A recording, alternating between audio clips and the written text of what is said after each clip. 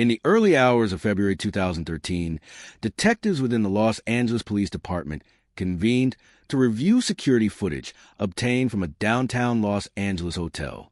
The recording, captured by an elevator camera, was expected to provide routine information about guest movement. Instead, it revealed behavior that immediately unsettled investigators. The footage showed a young woman alone inside the elevator, moving in an erratic and disjointed manner. She stepped forward and backward repeatedly, pressed several buttons in quick succession, and leaned out of the elevator as though reacting to something beyond the camera's view. No other individual appeared on screen, and the elevator doors remained open longer than expected.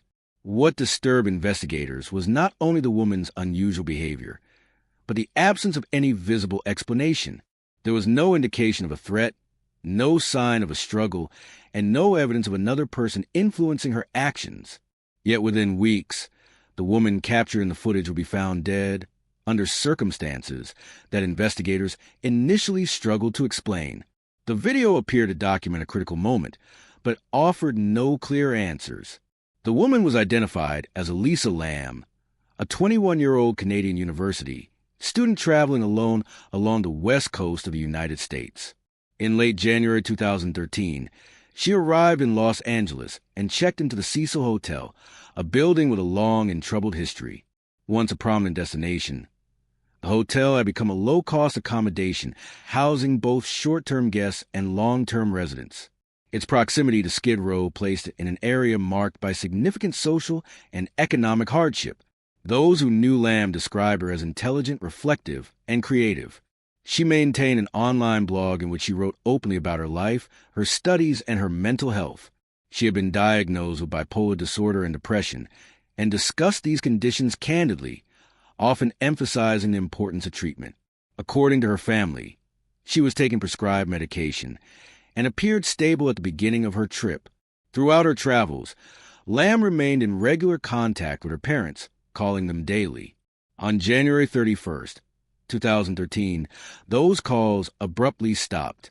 When she failed to check out the hotel as scheduled and could not be reached, her parents contacted authorities. The Los Angeles Police Department initiated a missing persons investigation centered on the Cecil Hotel. Hotel staff reported that Lam had initially been assigned to a shared room, but was later moved to a private room after her roommates complained of unusual behavior. Surveillance footage showed her moving through common areas and entering and exiting the building alone. There were no reports of altercations, threats, or visible distress. Police conducted extensive searches of the hotel and deployed search dogs, but no conclusive leads were found. During the investigation, officers reviewed surveillance recordings from inside the hotel, including the elevator footage recorded on February 1st, 2013. The video showed Lam entering the elevator alone, pressing multiple buttons, and stepping aside as the doors remained open. She repeatedly leaned into the hallway and retreated. At one point, she stood motionless in the corner of the elevator, facing the wall, before making deliberate hand movements. The recording ended with Lam exiting the elevator and walking calmly down the hallway, out of view. Investigators analyzed the footage extensively. Elevator technicians were consulted to determine whether mechanical issues could explain the prolonged opening of the doors. Hotel staff were questioned about access to restricted areas, and additional camera angles were reviewed. No evidence suggested the presence of another individual or tampering with the system.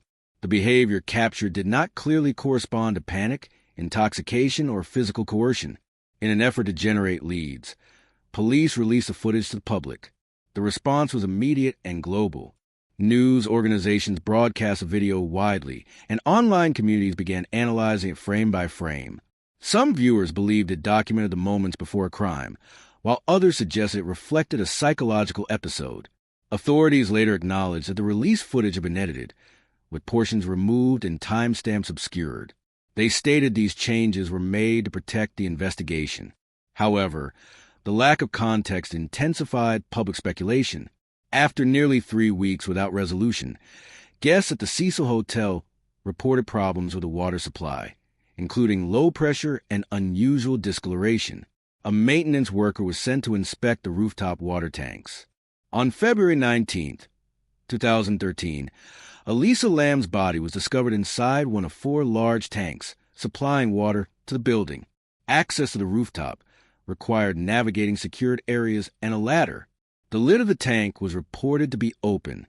An autopsy conducted by the Los Angeles County coroner determined that Lam died from accidental drowning. There were no signs of physical trauma, sexual assault, or struggle. Toxicology results showed prescription medications consistent with treatment for bipolar disorder, though some were present at lower than therapeutic levels. No alcohol or illicit substances were detected. Despite the official findings, questions surrounding the elevator footage persisted. Investigators could not clearly explain how Lam accessed the rooftop, entered the water tank, or avoided triggering alarms. While experts suggested her behavior could be consistent with a manic or psychotic episode, such explanations did not fully resolve the inconsistencies.